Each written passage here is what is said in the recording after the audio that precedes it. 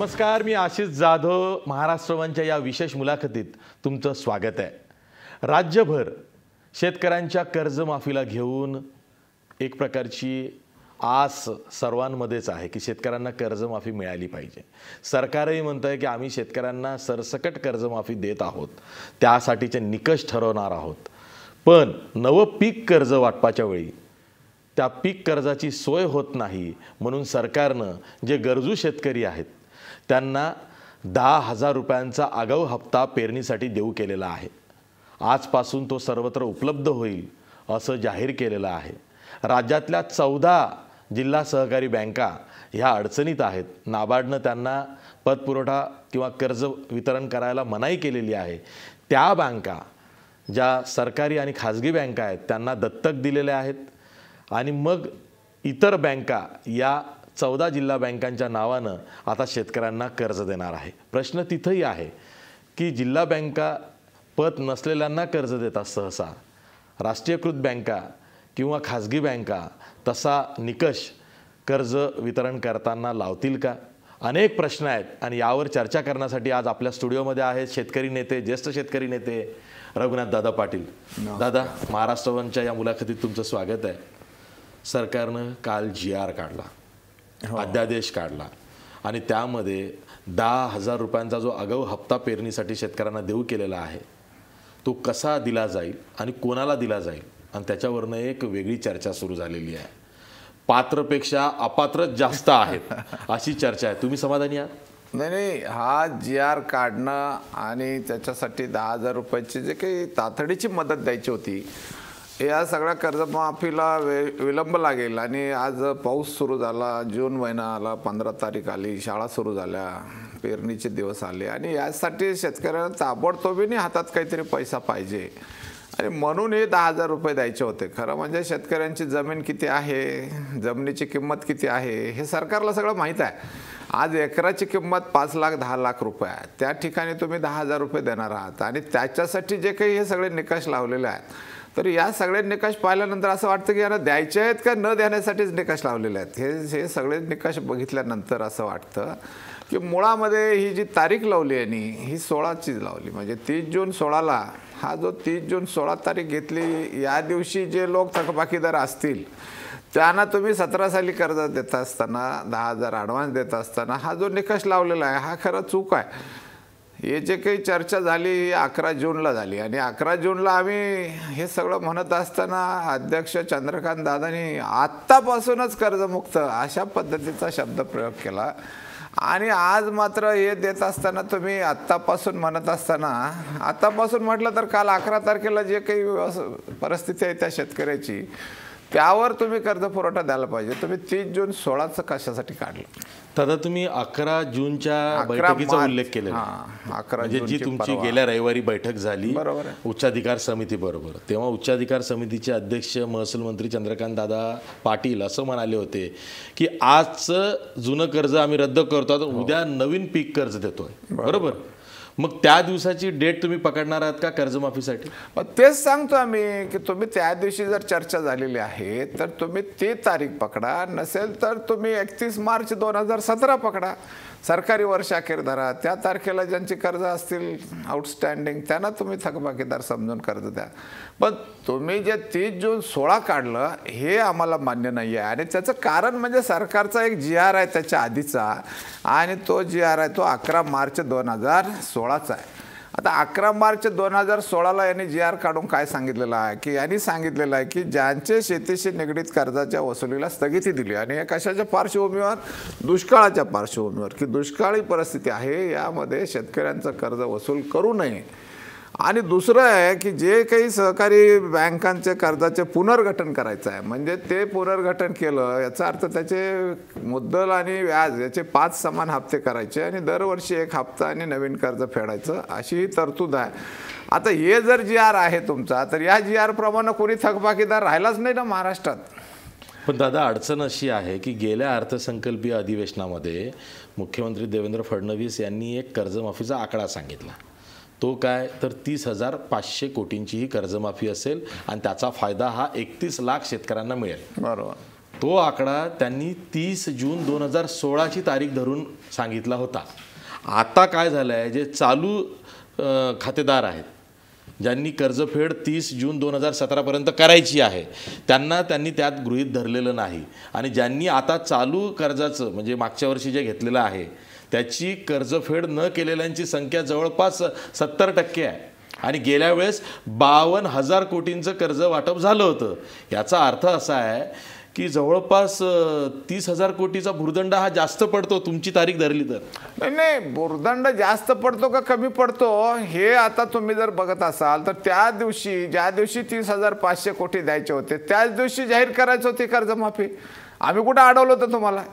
मग त्या दिवशी का केली नाही हाच तर प्रश्न आहे. तुम्ही 1 वर्ष वाढवला, त्याच्यामुळं कर्ज वाढली, व्याज वाढली, तो भुर्दंड कोण सोसणार? मग तुम्ही 1 वर्ष ही जी काही कर्जमाफी द्यायला पुढं घेतली, हे काय आम्ही सांगितलं होतं का तुम्हाला 1 वर्षांनी करा, 2 वर्षांनी करा? आम्ही त्याच दिवसापासून सांगतोय कर्जमाफी झाली पाहिजे म्हणून. मग त्या दिवशी केली असती तर त्या दिवशी नवीन कर्ज आम्ही सुरू केली असती, ही थकबाकी आमची राहिलीच नसती आणि तुम्हालाही जास्तीचा भुर्दंड बसला नसता. मग त्याच दिवशी करायचं होतं. कोणी अडवलं होतं तुम्हाला? तुम्ही आजच्या तारखेपर्यंत कर्जमाफी करा या मुद्द्यावरती शेवटपर्यंत ठाम राहणार आहात? नाही, म्हणजे दुसरा काही इलाज आहे? आम्ही कर्जमाफी मागतो म्हणजे काय 5 वर्षापूर्वी कोण थकबाकीदार होता, 2 वर्षापूर्वी कोण होता, गेल्या वर्षी कोण होता, गेल्या वर्षीचा आज काढायचा हिशेब हे काही म्हणजे कोणत्या अर्थशास्त्रात बसतं असं की त्या वर्षीची आम्ही थकबाकी असेल त्याला देऊ आणि त्या वर्षी नसेल त्याला काय करणार? आज देणार नाही तुम्ही. आज थकबाकीदार आहे, आज त्याला पैसा मिळत नाही, आज तो अडचणीत आहे, त्याला पैसे 10,000 द्यायचे आहेत. मग आज त्याची काय अडचण आहे, परिस्थिती आहे ते बघा ना. दादा, हे 10,000 रुपये जे आगाऊ हप्त्यात देणार आहे, हे 10,000 रुपये आगाऊ हप्ता ठीक आहे, जे गरजू आहेत ज्यांना पेरणीसाठी हवे आहेत त्यांना ते हवे आहेत, पण यातली जी निकष आहेत ती खूप जाचक आहेत. म्हणजे अनुसूचित जातीच्या पंचायत सदस्याला सुद्धा पंचायत समितीच्या हे कर्ज किंवा हा आगाऊ हप्ता मिळणार नाही. जिल्हा परिषद सदस्य असेल, लोकप्रतिनिधी असेल, कृषी उत्पन्न बाजार समितीचा संचालक असेल, एका कुटुंबातली एकच व्यक्ती पुन्हा पात्र असणार आहे, ज्याच्याकडं कुटुंबातल्या कोण्याही एका व्यक्तीकडं जर का 4 चाकी असेल कार तर त्याला मिळणार नाही आहे. वीज चोरीची केस ज्यांच्यावर असेल त्यांना मिळणार नाही आहे. वरून शपथपत्र द्यावं लागणार आहे. CA कडून सगळा ताळेबंद तपासून तुम्हाला ते शपथपत्र द्यावं लागणार आहे. एवढ्या जाचक अटी जर का 10,000 रुपयाच्या पेरणीसाठी होत असेल, दादा मला तुम्हाला एकच प्रश्न विचारायचा आहे. ह्या अटीचं तर आपण नंतर बोलूया. 10,000 रुपयात काय होणार आहे पेरणीचं मला सांगा. त्यानं काय काय कामं करायची शेतकऱ्यांना? नाही, 10,000 रुपयाचं हे टोकन आहे, हे काही अपुरा आहे असं मी म्हणत नाही. आज पेरणी पुरतं तरी निदान, पण हे द्यायसाठी जे काही निकष लावले की ते मिळूच नाही. मग 10,000 जर मला द्यायचे नव्हते तर मग तुम्ही जाहीर कशाला केलं? बरं, 10,000 पर्यंत म्हणता तुम्ही, म्हणजे तुम्ही 1,000 वरही बोळवण कराल, 2,000 वर कराल, 5,000 वर कराल. 10,000 पर्यंत म्हणण्यापेक्षा 10,000च देऊ असं तरी म्हणा एकदा, की 10,000च्या खाली देणार नाही. बरोबर आहे. 10,000 पर्यंत त्याचा अर्थ जर काढला तर तुम्ही 500 रुपये पण हातावर टेकवणार आणि जा 1 पिशवी घे आणि पेर नाही तर सोडून दे. काय 10,000 रुपयासाठी जो GR काढला त्यातल्या ज्या अटी आहेत त्या जाचकच आहेत आणि त्यामध्ये 50% शेतकरी बाद होणार आहे अशी सुद्धा चर्चा. आणि त्याच अटी जर का उद्या कर्जमाफीसाठी लागू केल्या तर मग तर तो तर मुद्दा आणखीन आहे की सरकारची काय भूमिका आहे किंवा सरकारची भावना काय हे या GR मधून दिसून यायला लागलेलं आहे. तर आमचं सरकारला म्हणणं असं आहे की खुल्या मनाने काही द्यायचं असेल तर द्या. हे बळीराजा काही भीक मागायला बसला नाही, त्याला तुम्ही आतापर्यंत भाव दिले नाही म्हणून तो कर्जबाजारी झाला आहे. ही गोष्ट शरद जोशींनी सांगितली, टाटा इन्स्टिट्यूटनी सांगितली, स्वामीनाथननी सांगितली, सगळ्या विद्वानांनी सांगून झालेलं आहे. तुम्हाला जर का शहाणपण काही सुचत नसेल तर मग या शेतकऱ्याला भीक नको आहे, त्याच्या घामाचं दाम पाहिजे, ते तुम्ही दिलं नाही म्हणून तो कर्जबाजारी झालेला आहे. तेव्हा त्याच्यासाठी अशी पुन्हा जी काही जाचक अटी शर्ती घातलेल्या आहेत. 4 चाकी गाडीचा विषय जर आता बघितला तर मोटरसायकलपेक्षा कमी किमतीमध्ये या 4 चाकी गाड्या उपलब्ध व्हायला लागल्या. शहरांच्या मध्ये जागा नाही गाड्या ठेवायला, तेव्हा गावाकडे या स्क्रॅपच्या किमतीमध्ये 25, 30, 40 हजाराला मिळायला लागलेल्या आहेत. आणि STचे दर एवढे वाढल्यात की 4 माणसं कुटुंब 50 किलोमीटरवरच्या गावाला जाऊन यायचं झालं तर ते या आपल्या स्वतःच्या गाडीने परवडायला लागलेलं आहे. आणि म्हणून गावोगाव गाड्या घेण्याचं एक हे झालं. हे काही फार आर्थिक परिस्थिती सुधारली म्हणून गाड्या घेतल्या तसा भाग नाही आहे. आता 4 चाकीमध्ये ट्रॅक्टर पण मोडतात, मालवाहतुकीची वाहनं पण मोडत आहेत आणि या असं कोणाकडे स्कोडा आहे, कोणाकडे BMW आहे, कोणाकडे मर्सिडीज आहे, तर तुम्ही विचार करू शकता त्यांचा. आणि जर काही कुठं 118 आहे, कोणाकडे मारुती 800 आहे, कोणाकडे वॅगनार आहे की ज्या मुंबईत ठेवायला जागा नाही म्हणून खाली पाठवल्या खेड्यापाड्यामध्ये, तर त्या गाड्या आहेत म्हणून तुम्ही जर कर्जमाफी देत नसाल तर मग तुमच्या बुद्धीची कीव करावी वाटते आम्हाला. खरं म्हणजे तुम्ही 10 लाख 20 लाख अशी मर्यादा ठेवा उत्पन्नाची, आणि त्याच्यावर मग जे आमदार खासदार किंवा अगदी जिल्हा परिषद सदस्य असो किंवा आणखी कोण असो, पण असं तुम्ही सरसकट डॉक्टर, सरसकट इंजिनियर, सरसकट वकील, अरे असं काही सगळे राम जेठमलानी सारखे वकील आहेत काय? आणि प्रत्येक वकिलाची किती ऐपत आहे किंवा काय आहे ते तपासा ना. त्यांचे बँक अकाउंट आहेत, व्यवहार आहेत, सगळं आहेत. इंजिनियर आहेत म्हणजे काय सगळे इंजिनियर आहेत की करोडपती आहेत असं आहे का? तर या सगळ्या गोष्टींची चर्चा तुम्ही पुढच्या बैठकीत सरकारबरोबर करणारच आहोत. आणि त्यांच्यावरती आम्हाला हे अशा पद्धतीने करणार असतील तर मग संघर्ष अटळ आहे. लक्षात ठेवा की अशा पद्धतीने करू नका. तुम्हाला श्रीमंताला द्यायचं नाही इथंपर्यंत आम्ही पण मान्य केलं. आमदार आहेत, खासदार आहेत, मंत्री आहेत, देऊ नका. त्याच्यामध्ये 20 लाखाची मर्यादा ठेवा की ज्यांचं उत्पन्न 20 लाखाच्या वर आहे त्यांना देऊ नका. मग त्याच्यात सगळे बसतील ना. परंतु असं जातवार केल्यासारखं जे करायला लागले तुम्ही की पंचायत समिती सदस्य, मग आता अनुसूचित जाती जमाती आहेत, भटके विमुक्तांच्या राखीव जागा आहेत, स्त्रियांच्या राखीव जागा आहेत, आता मिलिटरी जे लोक आहेत त्यांना तुम्ही जर असं करायला लागले तर अवघड गोष्ट आहे ना. की पेन्शनच आहे, तुम्हाला पगारच आहे, त्याच्यामधनं स्त्रिया आणि मिलिटरीतले लोक तर वगळायलाच पाहिजेत. फौजी सगळे माझी सगळे फौजी वगळायला पाहिजेत. त्यांना पेन्शन आहे वगैरे आहे म्हणजे किती देता तुम्ही पेन्शन? कशा परिस्थितीत त्यांनी आयुष्य काढलेलं आहे, 15-15, 20-20 वर्ष सैन्याची सेवा केली तुमच्या देशाची.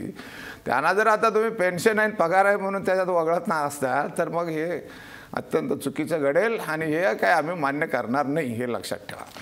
सरकार शेतकऱ्यांना, जे गरजू शेतकरी आहेत त्यांना कर्जमाफी देते आहे. रघुनाथदादा पाटलांसारखे काही मोजके शेतकरी नेते आहेत जे स्वतःचा विचार घेऊन आपला विचारानं तो लढा लढतात. त्यांच्याकडे सुद्धा काही सोल्युशन आहेत, ते सरकारला सांगणार आहेत. त्यांच्याकडे काय पर्याय आहेत त्यावर आपण त्यांच्याशी बोलणार आहोत. पण ब्रेकनंतर पुन्हा भेटूया.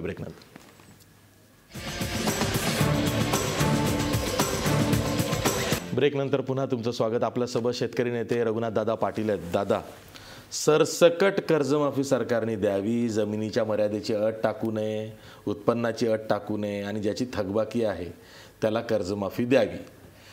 तुमचे काय निकष आहेत की कशा पद्धतीने ही कर्जमाफी झाली पाहिजे, जो आग्रह तुमचा सरकारकडे आताही राहणार आहे? नाही, आम्ही सरकारकडं जे काही 11 तारखेला मांडणी केली आणि सरकारने मान्य केली, त्याच्यामध्ये सरकारने मान्य केलेलं त्याचा लबाडीला आलं नाही पाहिजे, नाहीतर आम्ही काही त्यांना सोडणार नाही. मग त्याच्यामध्ये त्यांनी सरसकट मान्य केलं, जमिनीची मर्यादा आम्ही ठेवणार नाही, 2 एकर 5 एकर 50 एकर काय असेल ते शेतकऱ्याची त्याची सगळ्यांची कर्ज माफ करू. आता याच्यामध्ये फक्त एवढंच ठरलेलं आहे की श्रीमंतांना त्याचा फायदा होता कामा नये. आणि मग हे श्रीमंत ठरवण्याचे निकष जे आहेत ते जर का या GR मध्ये जसे दाखवल्यात तसेच ते पुढं दाखवणार असतील तर हे काही आम्हाला मान्य होणार नाही. श्रीमंत आहे कोण नाही कोण हे रेकॉर्ड आहे, त्यांचं ऐपत आहे, त्यांचे बँक अकाउंट आहेत, त्यांचे आधार कार्ड आहेत, त्यांचे पॅन कार्ड आहेत, त्यांचे व्यवहार सगळे तुम्हाला तपासता येतात. त्याच्यामध्ये काही आता राहिलेलं नाही बाकी, आता काही कोणी चोरून सगळे धंदे चाललेत असं नाही. आणि चोरटे धंदे आहेत ते सुद्धा पोलिसांच्या आणि सगळ्यांच्या रेकॉर्डवर आहेत. त्यामुळं खरे श्रीमंत कोण आहेत हे आता सरकारला माहीत आहे. त्याच्यामध्ये आमदार आहेत, खासदार आहेत, उद्योगपती आहेत. आणि उद्योगपती याचा अर्थ त्यांचं टर्नओव्हर किती हे आहे. उगा पिठाची गिरणी घातली म्हणून त्याला उद्योगपती म्हणून जर तुम्ही कर्जमाफी देणार नसाल तर हे चालणार नाही ना. उद्योग आहे ना, पण त्याचा टर्नओव्हर किती आहे, आणि हे टर्नओव्हर जर का तुम्हाला वार्षिक 20 लाखापेक्षा उत्पन्न जास्त असेल त्याला देऊ नका फार तर. पण हे न करता तुम्ही जर अशा पद्धतीचे निकष, पंचायत समिती सदस्य होता, आता पंचायत समिती सदस्य अल्पभूधारक असतात, त्याच्यामध्ये मागासवर्गीय असतात, त्याच्यामध्ये भटके विमुक्त आहेत, राखीव जागा आहेत, स्त्रिया आहेत. आणि मग या सगळ्या गोष्टी जर का केवळ ते कुठंतरी कधीतरी एकदा पंचायत समिती सदस्य बिनविरोध होतात तर अनेक लोक असे आमच्यासारख्या पुढाऱ्यांनी आणून उभे केलेले असतात, त्यामुळे ते सदस्य झालेले असतात. त्यांना काही फार राजकारणाची हौस असते असं नाही. पण कायदा आहे, राखीव जागा आहेत, मग त्या निकषात बसणारी व्यक्ती आणून उभी केली पाहिजे म्हणून आम्ही उभी करतो आणि मग त्याला तुम्ही जर आता अशा पद्धतीनं फाशी देणार असाल तर ते त्याला केवढ्याला पडणार आहे ही गोष्ट.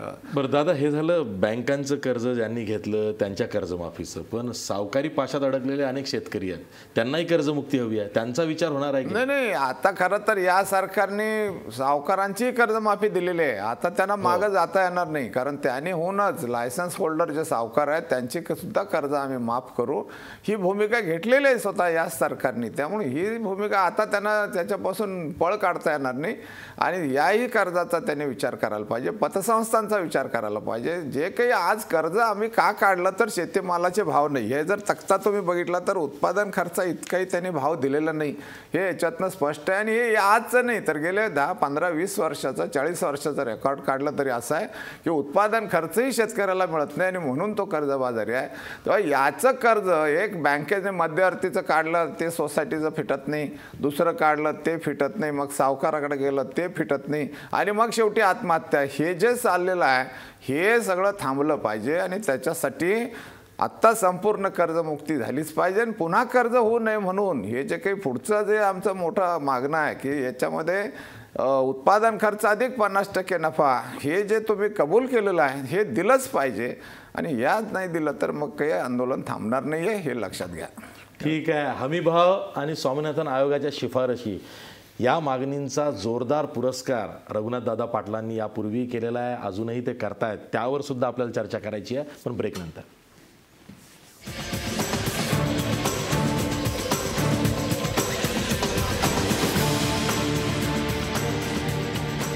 ब्रेक नंतर पुन्हा तुमचं स्वागत. आपल्यासोबत रघुनाथदादा पाटील आहेत. दादा, स्वामीनाथन आयोगाच्या शिफारशी लागू करा, त्यातल्या काही शिफारशींची अंमलबजावणी होते आहे असं खुद्द स्वामीनाथन सुद्धा म्हणालेले आहेत.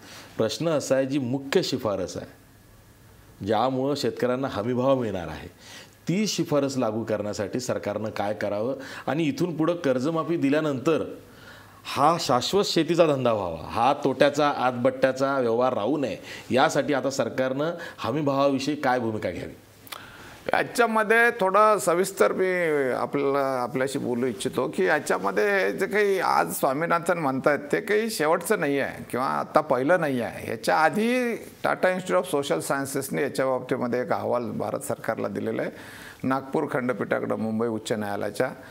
त्याच्या आधी शरद जोशींनी सांगितलं की या देशात शेतकऱ्यांना सबसिडी मिळत नाही तर वजा सबसिडी मिळते आणि याचा थेट संबंध जातो तो 1955च्या इसेन्शियल कमोडिटी ॲक्ट, जीवनावश्यक वस्तू कायद्याशी, की या कायद्याने खरा घात शेतकऱ्यांचा केलेला आहे आणि हा कायदा रद्द झाल्याशिवाय या सगळ्यातून आमची सुटका होणार नाही आहे.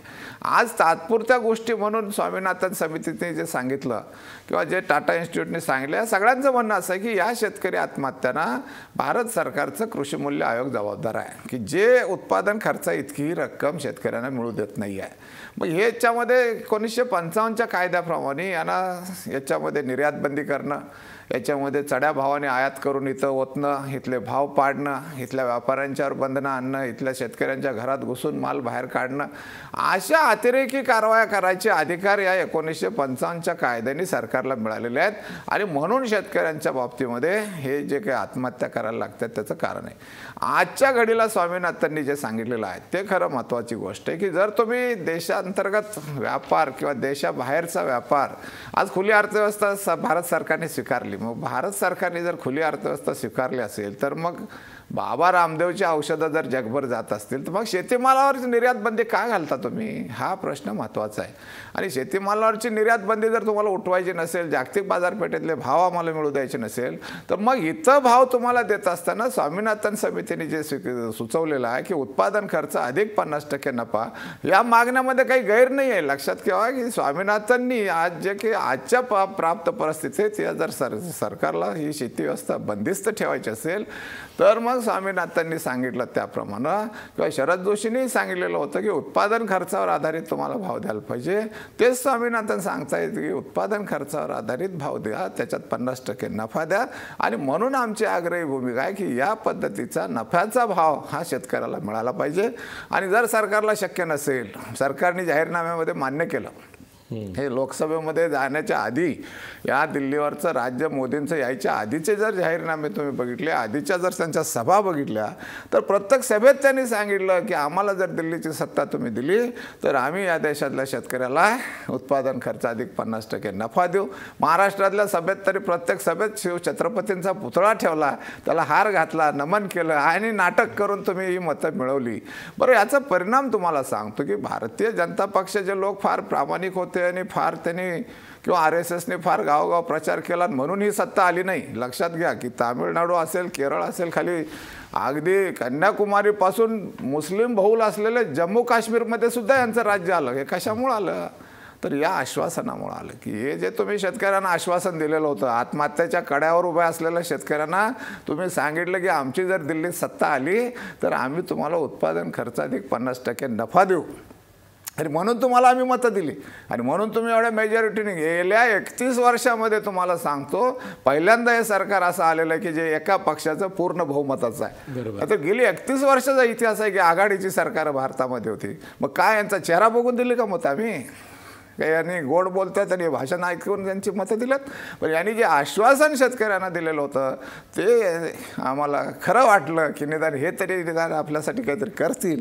परंतु आता असं लक्षात यायला लागलं की हे लबाड्या करायला लागलेले आहेत. त्याने आमची केस आहे एक सुप्रीम कोर्टामध्ये आणि त्या केसमध्ये हेच आहे की स्वामीनाथन समितीचा अहवाल लागू व्हावा, सरकारला सुप्रीम कोर्टाने आदेश करावे. आम्ही यांचा जाहीरनामा सुप्रीम कोर्टाला दाखवला. सुप्रीम कोर्टाने यांना नोटीस काढल्यावर यांनी सरकारच्या वतीनं दुर्दैव आहे की सरकारच्या वतीने त्यांनी ॲफिडेविट फाईल केलं की आम्ही असे भाव देणार नाही, it will distort the market असा शब्द प्रयोग केला. मग तुम्हाला माहीत नव्हतं का संतुलन बाजाराचं बिघडेल? आधी कशाला आश्वासन दिलं मग?